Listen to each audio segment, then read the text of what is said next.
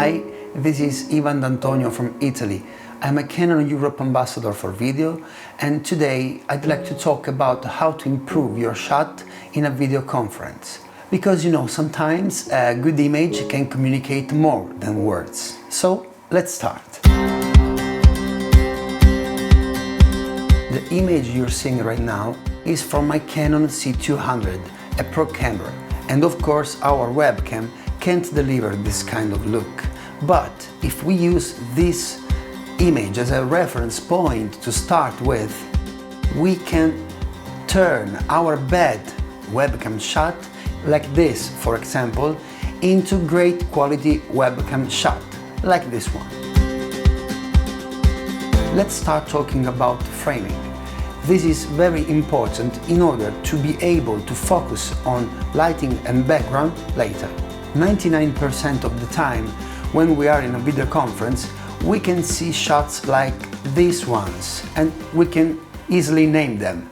There is the giant, the spaghetti western, the conceptual artist, and the guru, the mystical man.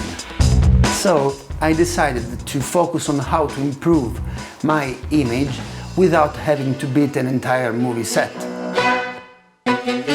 using only the things that we all have in our homes.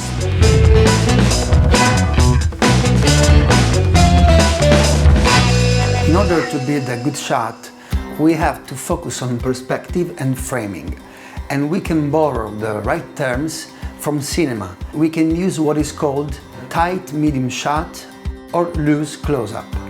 The webcam should be positioned, less or more, at the same height of our eyes, because in this way you avoid awkward perspectives. Now we can decide where to be in the frame, in the shot. So you can choose to be frontal like this, or more 3/4 and having the face frontal. I personally prefer to be with my body 3/4 because it creates more depth and it looks like a painting to me. Don't forget also to leave some room in the upper part of the shot, between your head and the end of the frame. Not too much, not too little. The second aspect of a good shot is lighting. Try to avoid direct sun rays as they produce a lot of contrast and most webcams can't handle the exposure. So we're going to use a simple method called three-point light. In three-point light technique, we use a main light on the subject, the key light. And it is this one I'm covering with my hand, you see? Now there is, now it's gone. Then I use a fill light that helps to raise up the shadows so they don't look too dark, and it's this one, you see? And this light is warmer than the key light because I like the effect it makes, because the shadows look warmer and more cinematic.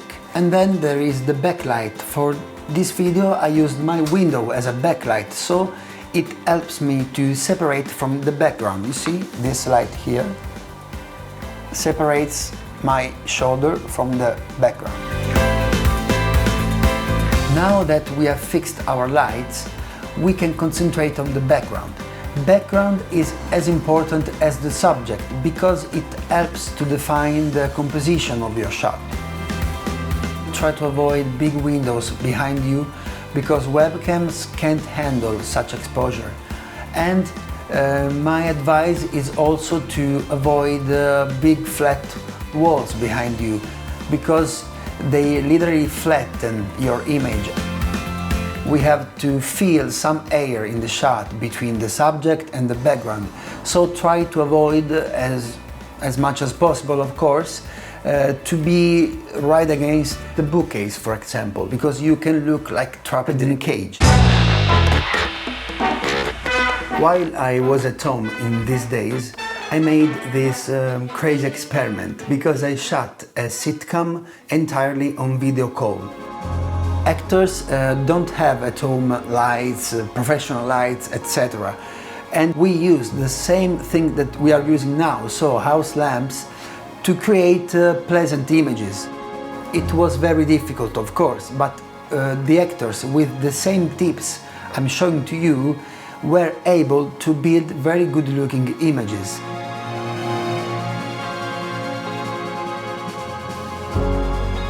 Thanks for watching, and I really hope that this video will help you for your next video conference. Take some time to experiment, don't be afraid to move things around, move lights, because you know, the more you try, the better results you get.